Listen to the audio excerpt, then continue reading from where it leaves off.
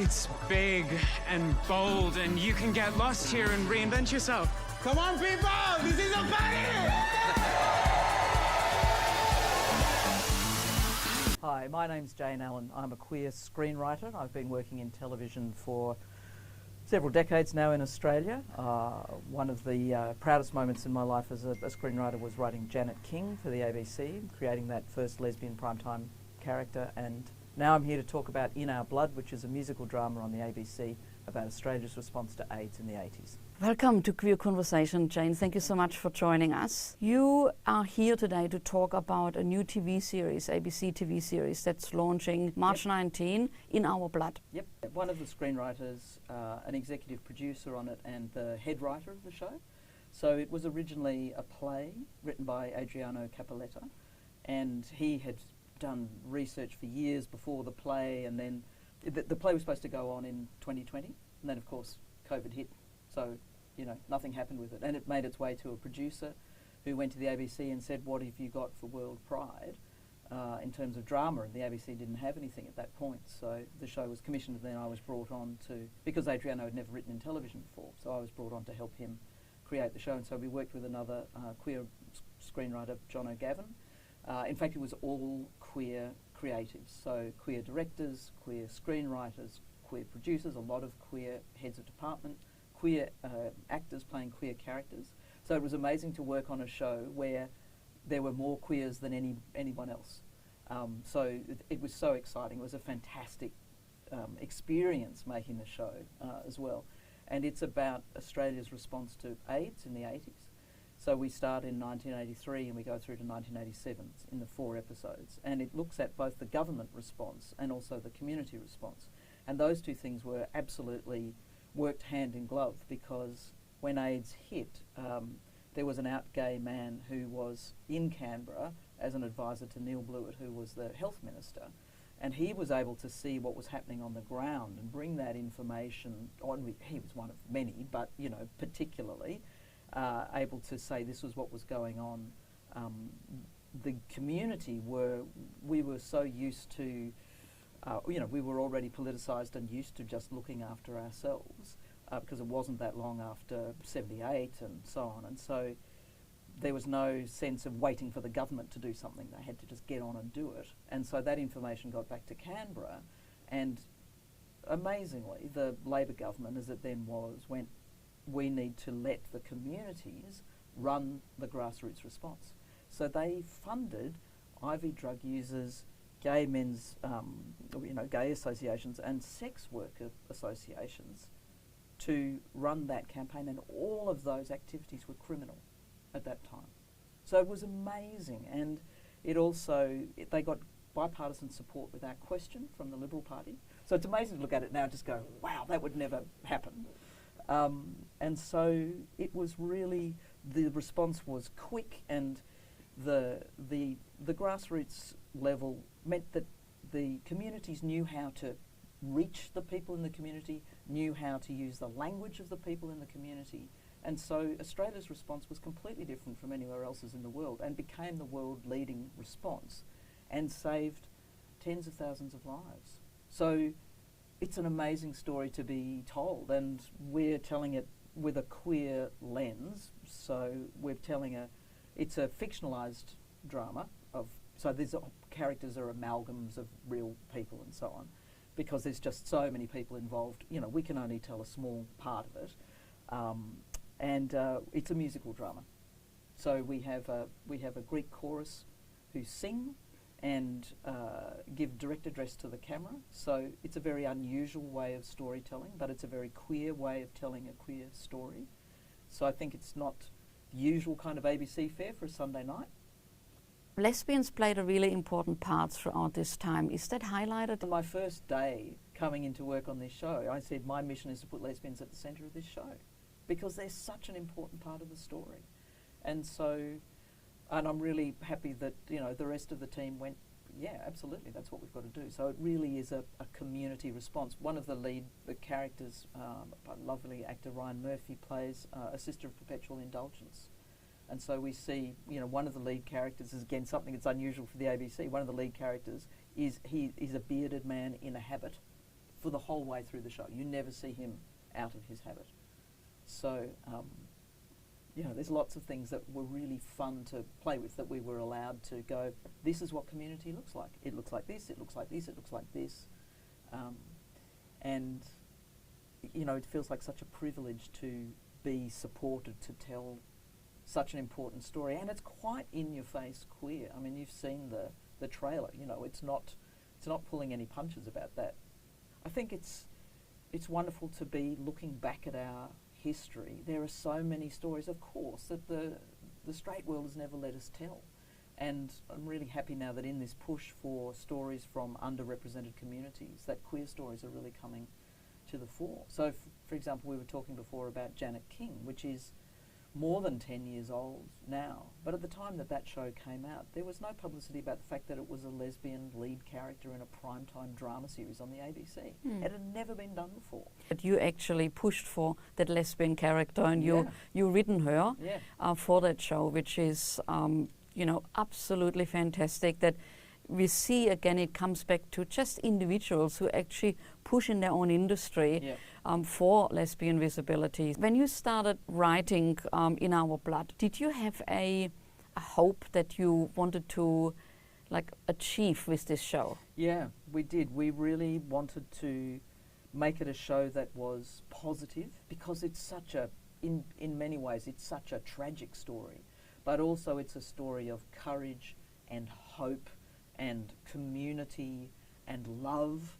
And so we wanted it to be a positive, as it were, a positive experience. And that's what, I mean, Russell T Davies did that in It's a Sin as well. He said he didn't want it to be just a downer. He wanted to go, we also had a fantastic time.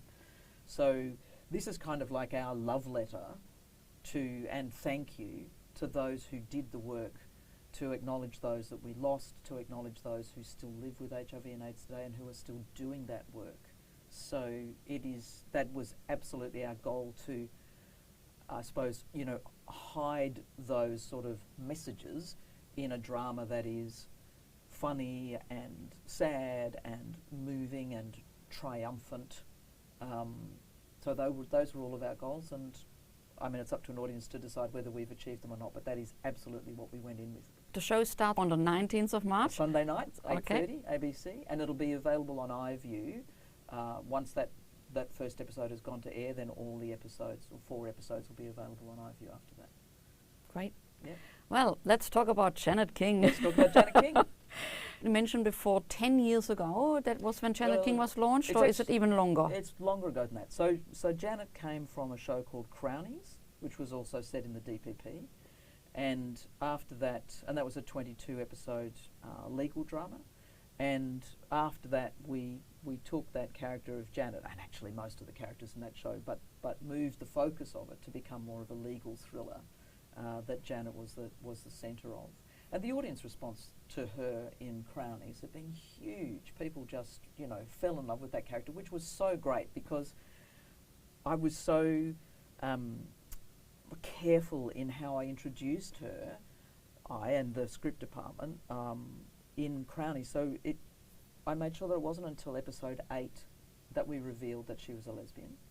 So the idea was that the audience would just go, wow, here's this great, smart, you know, capable woman, but it wasn't, and we knew that she had a partner, and we knew that she was trying to have a child, but it wasn't until episode 8 that we revealed that her partner was a woman. And so one of the things that I talk about with that first series of Janet King is that it was actually my stealthy push for marriage equality before that campaign started, because the very first scene in the first series of Janet is Janet and her partner and their kids, and the last scene is Janet and her partner. And the thing that is at stake through the whole of that first series is their relationship, is their family. And it was, here we are, here are women who've been together for 15 years, they've got children, they're actually just like everybody else. But it's so interesting, it really feels like, because the world is changing, it feels to me like Janet has more weight now than she did then. Because I think people now are starting to understand what a big thing it was. And I've also had people come up to me and say, people younger than me come up and say, thank you for Janet, because she allowed me to have a conversation with my parents that I didn't know how to have. And that to me is just makes it all worthwhile, you know. And also because I think I really wanted to give the world something that I didn't have in terms of the development of the stories and so on. I worked very closely with a straight woman who's a barrister and who has twins. And so she and I would argue about who Janet was, because I was also a lawyer at one time in my life. So Janet is kind of an amalgam of both of us, but we have little arguments about who she's more. So we spent a lot of time talking to young solicitors in the DPP, you know, and getting their experience and their stories and so on. And then it really just kind of evolved out of, if you have 8 characters, you have to have somebody queer in there. Statistically, apart from whatever I might want to do to change the world, statistically you need to have a queer character. And I really want to try and do as much queer content as I can. And so I'm working with a lot of young queer writers as well. So, you know, helping them to develop the stories that they want to tell. And I'm really hoping that the creative team of In Our Blood can do some more work together. We had a fantastic time together, and we realised the importance of not only telling contemporary stories, but the stories of our history. That, you know, there are lots of things that aren't known that we need to shine a light on. You know, that's not just about, well, I mean, these are the shoulders that we stand on, but you know, this is so much. You know, looking at things about I saw a play the other night that, you know, had a lot of stuff about the 78ers, and just going, that courage. Part of your journey as a screenwriter or as a creative person was that you ended up somehow in the Antarctica. Yeah, so in 2018. Yep. Please tell us about it. Sure. So the Australian Antarctic Division have an artistic fellowship, and it's been going for decades now. And so it's a fellowship that's open to all disciplines. So they call for applications, and they've sent sculptors and dancers and photographers and musicians and writers and all sorts of weird and wonderful people.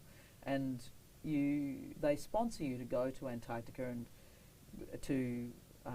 there are 3 stations that Australia has in Antarctica, and when you apply, you don't know which station you might get or for how long. Sometimes they sponsor artists to take the trip on an icebreaker down from Hobart, which is 2 weeks across the Southern Ocean, and then it might just be a return journey. And so you apply, you have to pitch your artistic project, and their idea with it is that they want people to know about the work that the division does, and they want people to, you know, to spread the word about what an extraordinary place this is and how precious it is. And the work that is being done by scientists there, and you know, that are helping us understand, you know, what's going on with climate change, but also the million-year ice core stuff that's going on at the moment is incredibly exciting. So I applied with another writer, Jessie Blackadder, and who was a novelist, and who very sadly is no longer with us. And we applied to develop a TV series about living on a station, and also a children's book, a chapter mid-year, 11, you know, sort of 12 to 14 chapter book. And so it was also a chance for a kind of cross-fertilisation of practices. So Jessie had never written for television, I'd never written a novel, so I would lead the development of the television thing, Jessie would lead the writing of the kids' book.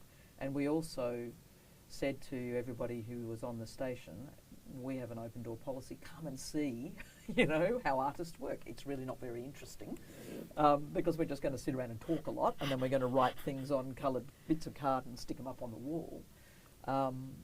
So yeah, that's what we did. We were incredibly blessed to have 3 months on Mawson Station, and we travelled from Hobart on the Aurora Australis, I think on its last voyage actually, and so that was amazing. 2 weeks on the Southern Ocean, which is the roughest ocean on the planet, and that was an amazing experience. And then we landed at Davis Station, and the icebreaker, I mean, it literally breaks the ice until it just rams the ice until it gets to a point where it just can't go any further. And then, so then you're stuck in the ice, and you can see the station, and then all these people just drive across the ice to come and meet you because it's a resupply. The station is a resupply. So we had, big industrial equipment that drove off, the icebreaker. And so we went to Davis Station for a couple of hours, and then we got on a Twin Otter plane and flew across Antarctica for 4.5 hours to get to Mawson. And then this little plane landed on the frozen Horseshoe Harbour. But that flight across Antarctica, I mean, the voyage on the Aurora Australis would have been enough to be amazing. Then to fly across Antarctica on a crystal clear day and just watch the ice for that time, and then to live on this station was just such a privilege, and to be in that amazing environment. And we lived as the other stationers did. So so there's no staff as such on a station. There's a station leader and a doctor and a chef, and then the rest of the work is done by the people who live there. So we cleaned and we moved supplies for the kitchen from the storage shed up, to the kitchen, and all the other things that needed to be done to maintain the station. So Jessie and I were rostered to do that kind of work. We had to go and do survival training, so we went with the person who was in charge of that, and we spent 3 days training on the ice. So we slept on the ice, and we were all given an ice axe, and we practiced, hauling people, out of things. I mean, it was absolutely amazing, and Antarctica was just beyond my wildest dreams. I'd wanted to go there since I was 7, and I'd actually been there as a tourist 2 years before that, and so I was just so excited to go again. I'd go again tomorrow. It is such an incredibly, I mean, it's ridiculous to go, it's a beautiful place, because it, but it was, and so we were there for summer, so we had 24-hour light for 6-8 weeks of it, which was an extraordinary experience. And we spent quite a lot of time with 2 seabird biologists who were there, and so they, we spent a lot of time talking to them about the work that they did, and then they went off and lived on this tiny little island that we could see from the station, and they just lived with these penguins and were doing all of this work observing them. So they each lived in these these fantastic sort of like 60s futuristic egg-shaped, they called them goobies, things, little huts on stands bolted into the rock, and they each lived in one of those and then did this work with just all of these penguins. So there were quad bikes then there, and we would go on the quad bikes up onto the ice plateau, and if you went out on a trip like that, first of all, there were these markers of a track that you had to follow. So no track, but just these kind of bamboo poles in the ice, because there's just crevasses everywhere. So it's really dangerous. So you had to make sure that you followed this track, and also the ice sheet moves a huge amount every year. So, well, not even every year. It's just constantly moving. So the poles always move. So we used to help the field training officer to go out, and he had this GPS thing, and to measure where those things should be. So we would help drill holes in the ice and put these bamboo poles in, and then pour water in and have it freeze. So when you go out on these expeditions, you have to be in constant radio contact with the station, make sure, because a blizzard can come out of nowhere, anything can happen. It is a treacherous place.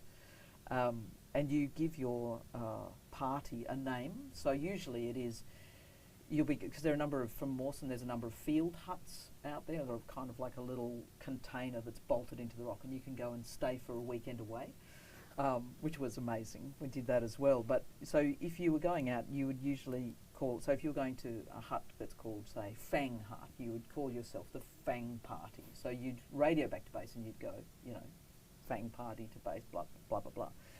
And so when we went out to do one of our trips, we called ourselves Dykes on Bikes.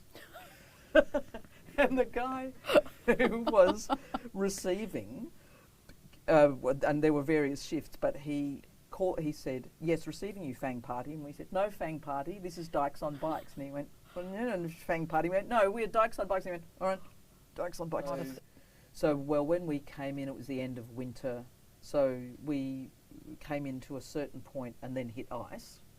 But as the summer progressed, eventually the ice broke up and the harbour became a harbour. And then it was amazing because then the life started to appear. So in the winter time, there's no life there. I mean, there were a few snow petrels when we first came, but that's it. There's no insects, there's no ants, there's no trees. You know, it's a very monochromatic place, which I found amazing. Like all these different blues, just so much blue in the ice. It's really blue. But as the ice started to break up, seals appeared, penguins appeared. So Mawson is on Horseshoe Harbour, so it is literally a horseshoe, and we could go for a walk out on the west arm of Horseshoe Harbour, and you could just, and it was lovely, you just go after dinner, you go and just walk out there and sit and just kind of, contemplate life over the ice. And then as the ice started to break up, suddenly a penguin would just pop up out of the ice in front of you, and, of course you need to keep a certain distance and so on, but you just sit still, and sometimes a penguin would just come up and go, oh yeah, and then just wander off. And so, that was extraordinary. And then seals started to come up and would be basking on the rocks near the station. And so you could just walk out of our living quarters and just go and sit on a rock. And, over here are half a dozen seals like this. So, it was an incredible privilege. And the AAD does, fantastic work. And I'm happy to spread the word wherever I can. I really appreciate you coming in and sharing Thank you. all your stories about In Our Blood, about Janet King and the Antarctica with us. All the best for whatever you're planning to do next. Thank you very much, and it's just been such a pleasure to talk to you.